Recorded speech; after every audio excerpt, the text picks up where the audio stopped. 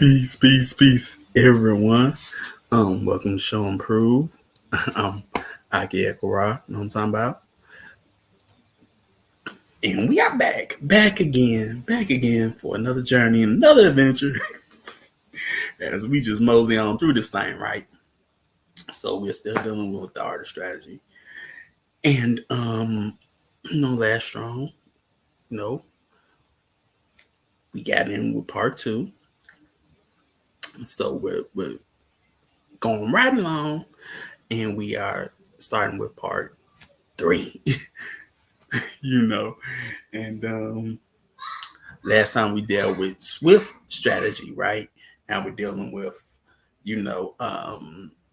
basically siege and sieging the entire system, as it says, So that's what we're really getting into. So let's get into it. So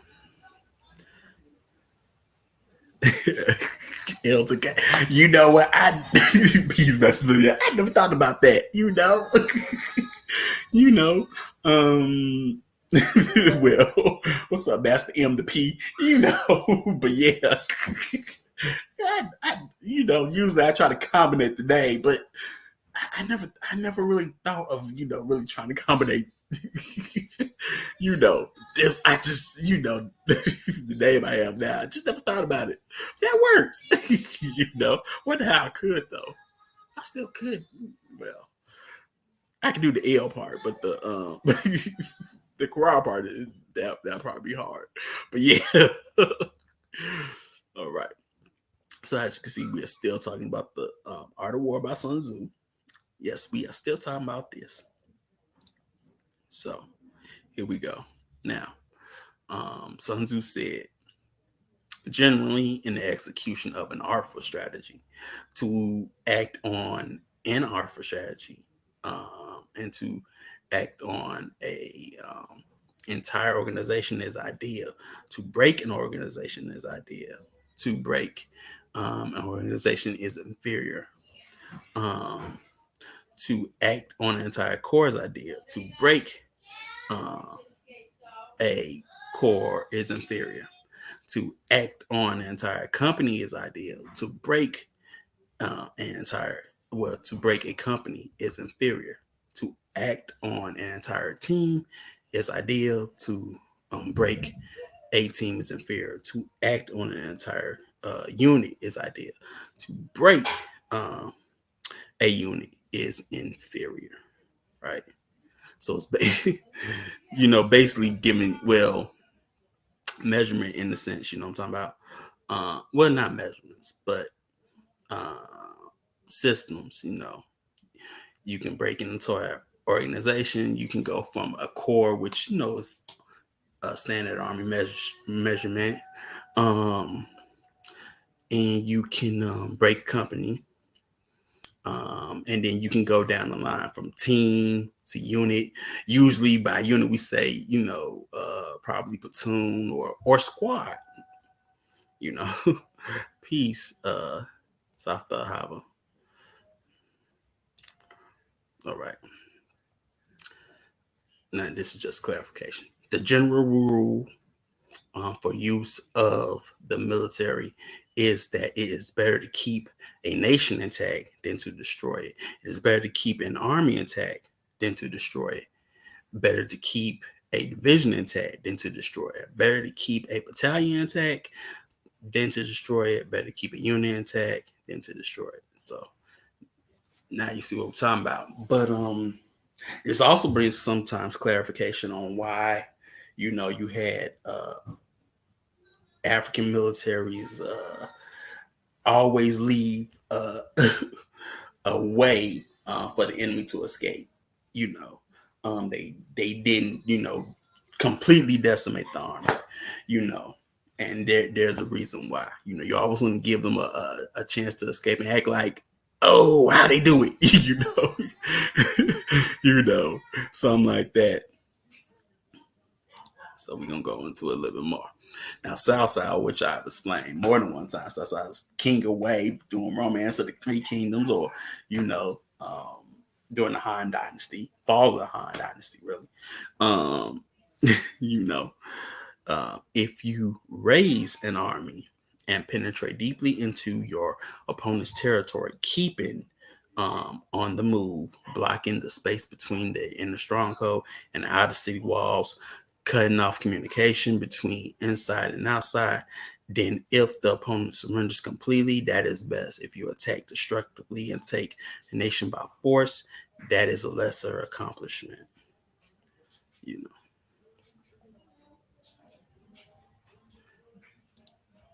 Now, Jalen of Tang Dynasty, as I said in previous strongs, you know, he's a commentator.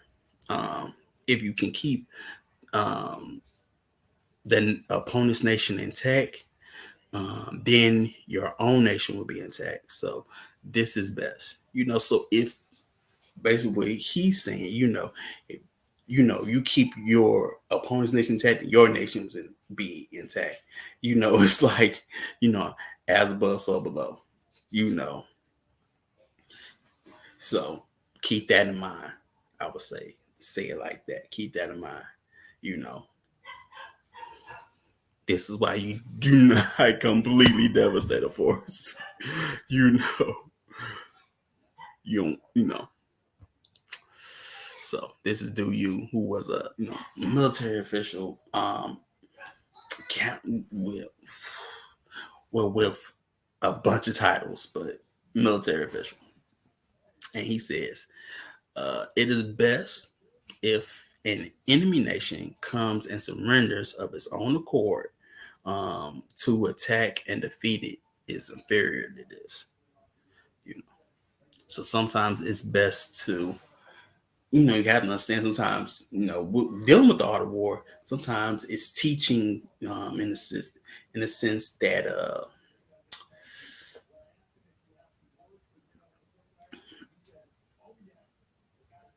seek peace first before you actually go to war. If you have to go to war, then this is how you do it. But sometimes the best thing to do is to not go to war completely. Seek other means before you let war be a final result in a sense. But like with here, it is best, if an enemy nation comes and surrender. Like some nations probably stand at their gates. You surround the city, and you just let them surrender. That's the best thing to do instead of attacking, you know, or laying siege to the city. So, Wang Shi, Sun Dynasty scholar, nation, army, division, battalion, unit, great or small, keep it intact, and your dignity will be improved. Thereby, destroy it, and your dignity will suffer.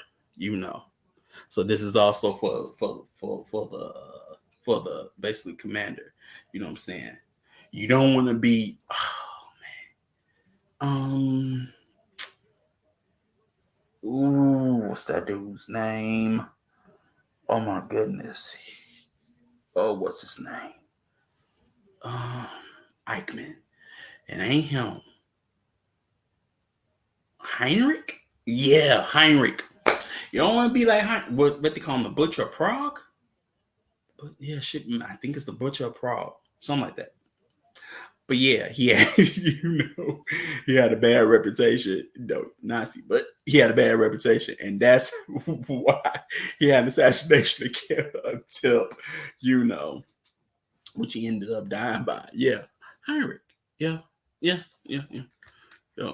Making sure I ain't getting mixed up. So we gonna get into this one first. Hold on.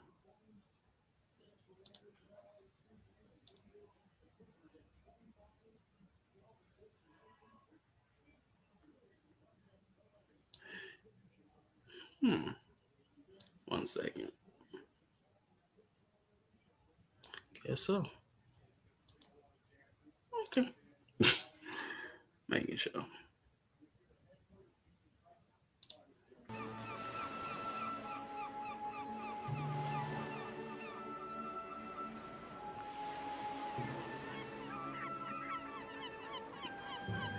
I know, right? Okay, now mind you, you know, I wanted to do the whole glory thing, right? You know, I wanted to, you know me, I wanted to, you know, I like the prayer scene, you know, really for the song, but yeah, but you know, couldn't do it right. And then I think of, dang on, well, one, copyright, and two, you know, things of that nature. So I had to sort of make do. But yeah, yeah, absolutely. I mean, hey, you can't tell, do you? But do you, bro? Do you, bro? Come on with it. You know, but yeah, like. But yeah, so I found like a video game sequence that does the same thing as the movie. You know what I'm talking about? You know, that way, it's okay. But, you know, like always, video links are always in the description. You know what I'm talking about? That's how it works. You know, but yeah.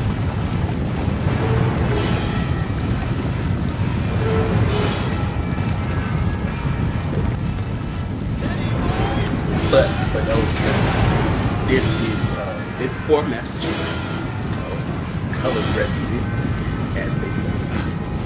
And this is their assault on Fort Wagner in South Carolina, which is Maurice Island in South Carolina. For those that don't know. Actually, I chose this video because of the simple fact that it shows, since we are talking about siege and things of that nature, it shows a siege when the siege goes wrong. Like Chief said, mismanagement of troops. Mismanagement. Because they just got decimated at Fort Wagner. Well, not decimated, but they charged up the, you know, the fort, you know, but it really made it. But they made progress, but then they had to retreat. But actually, let me say that first, but one, so that got a medal of honor. Sergeant Will, talking about, how can I say it? You don't see him in the movie Glory, but it's like, it's a mixture of Thomas and Bill's character. This man's father.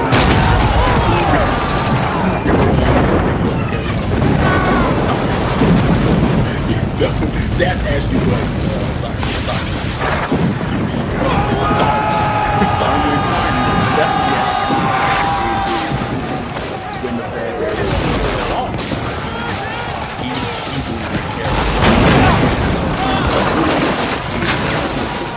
He gets shot.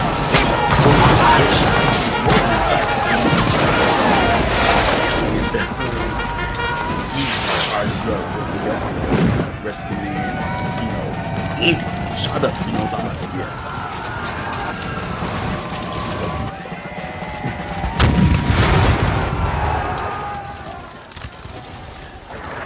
But you know, well, actually, DJ Neely, it's not bombs, it's cannon. Ain't no bombs yet, you know what I'm talking about? It's actually cannon. Thing about Fort Wagner is they had cannon and they had mortar to shoot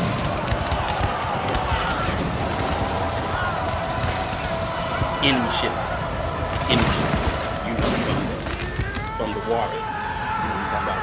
actually there was a naval barrage before the attack.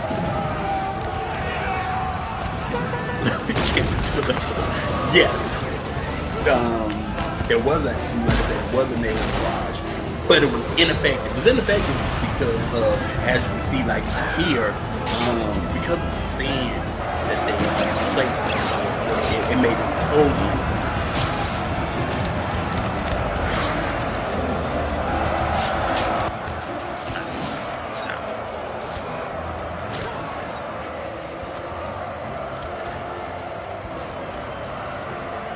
But like I say, that should be good. But so I go back. Like I said, there was a naval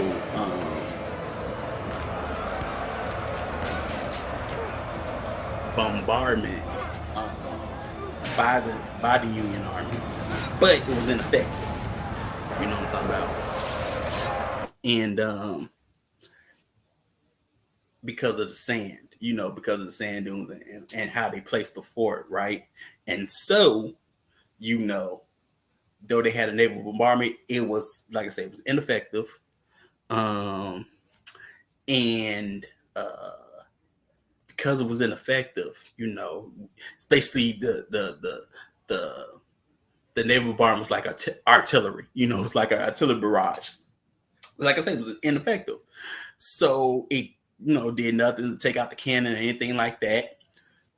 And so they just charged up, to the fort. And I'm talking about, you have, basically the commanding officer, Robert Gould Shaw, leading the 54th, which he gets shot, mortally, wounded and die, early in the battle, but the men still charge up and things of that nature, but it was poorly mismanaged and poorly planned. But this is not the only one. I mean, you look, we can say say the same thing about Gettysburg. I mean, you have a fortified, the Union is fortified on them hills, and here you go charging, thinking you go win, no, but you're going Lee gonna try, but I would say, but that's another one. Also, another one is World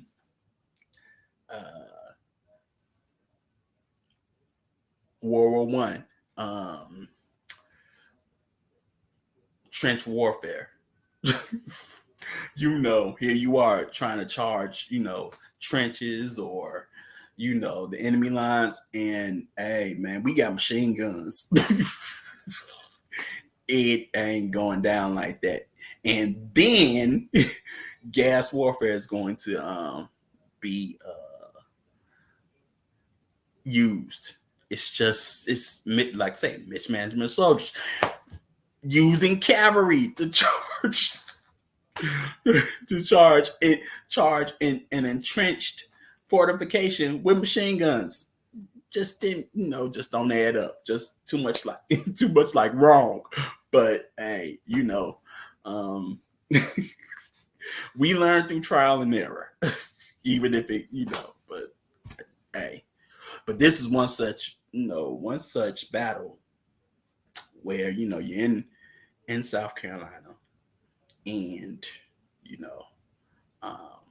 also, one person that ends up dying in this battle is Lewis Douglas, who is the son of Frederick Douglass. He ends up dying in this battle, a battle for Wagner. For those that don't know, Frederick Douglass' son was at this battle, and he ended up dying. But yeah, man, this, like I said, this just goes to show you a mismanagement of troops and whatnot. You know what I'm talking about? It happens. It happens. But yeah, man. So that's the battle. So let's get back to it. Now, okay. Those who win 100 triumphs in 100 conflicts do not have supreme skills. Those who have supreme skills use strategy to bend others without coming to conflict. So even if even if you win all the time, all I do is win.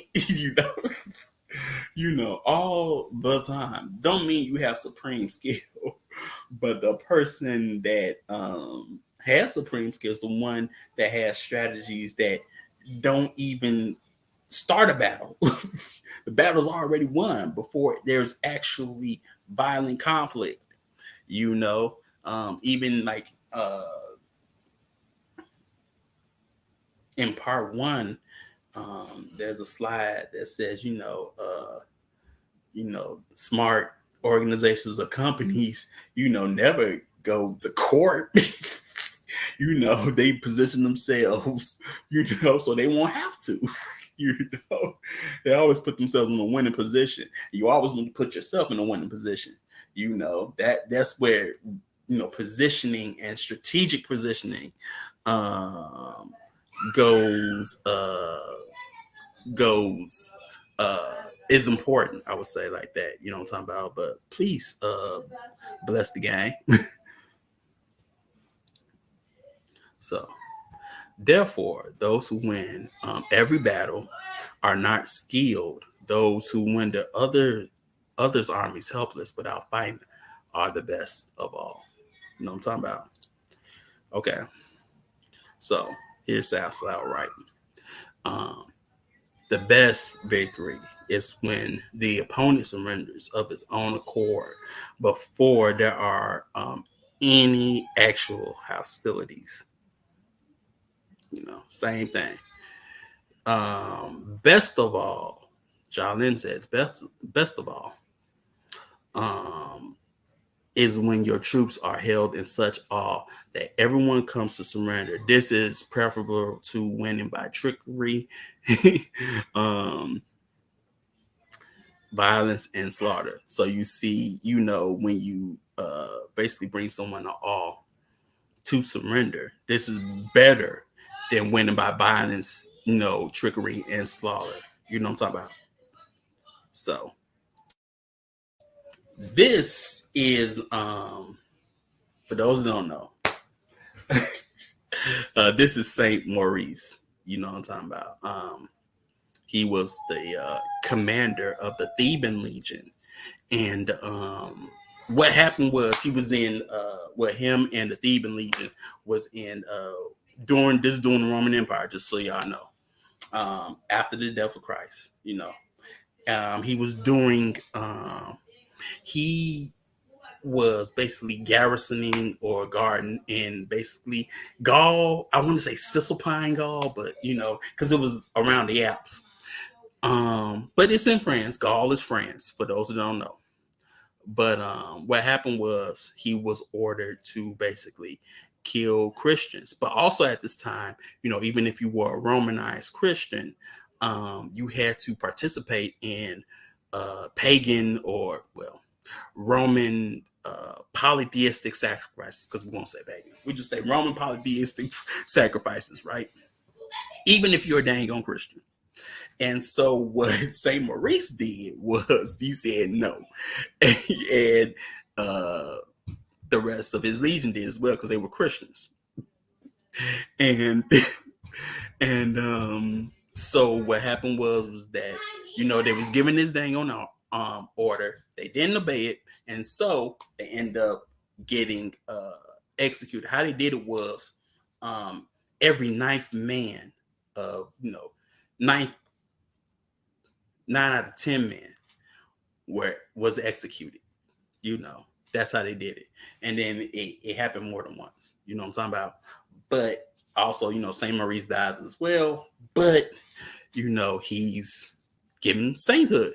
But every time I see, St. Maurice, I swear, I feel like he's he can talk. He can lay that at Ism back. Like for real, he talks like a pimp, but like for real, it's just like every time I see a pay to say Maurice, I'm just like, yeah. You know, they call me Maurice the P around here, man. You know, I got my legions. You know, I'm the general around here. You know, I'm the general guy. You know, but for some particular reason, maybe it's the hat. The hat be throwing me off. You know what I'm talking about? Maybe that's it. It's the hat to throw me up. I swear. He be talking to Ism to me. Don't ask me why, mate. But yeah, mate. But peace, Albert Cruz. You know what I'm talking about. So let's go with it.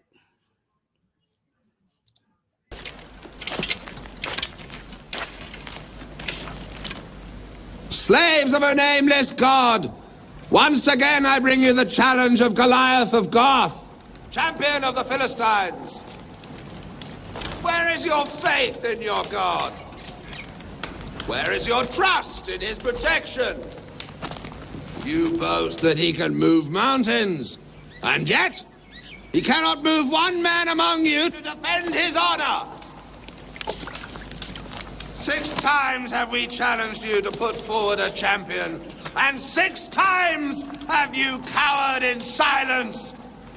Send out a champion, and whoever wins the combat wins the day for his country and his God. Well, Israelites, what is your answer?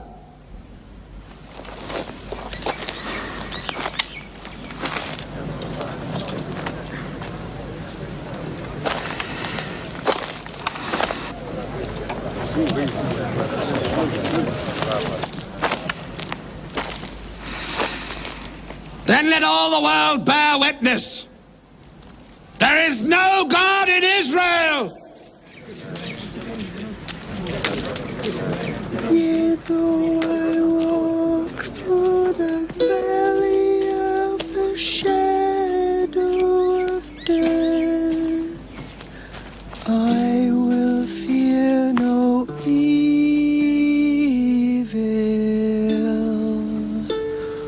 for thou art with me. Goliath!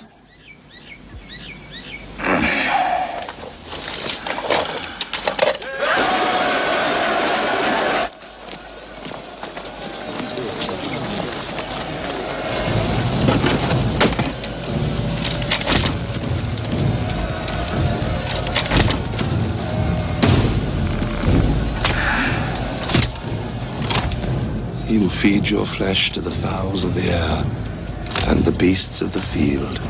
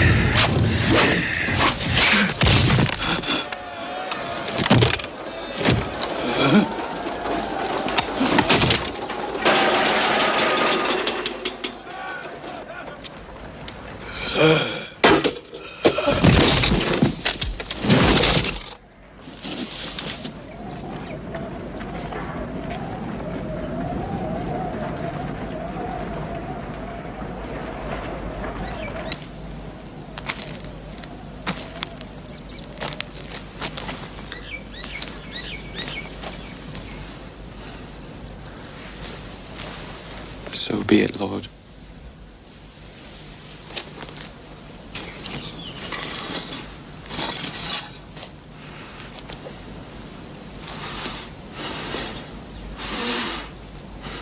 So be it!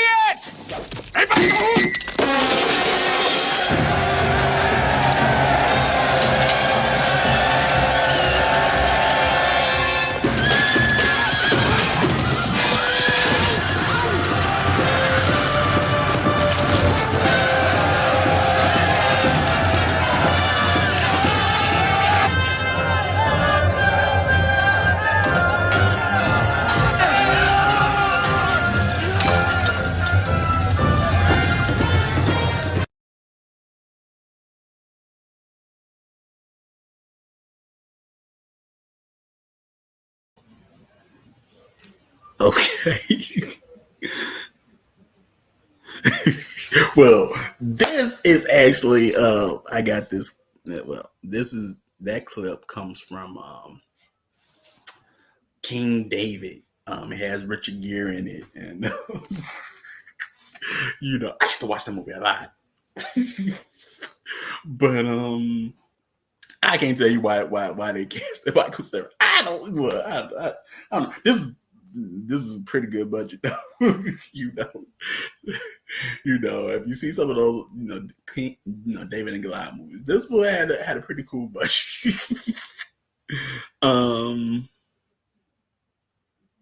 You can't even refer to these people. They should.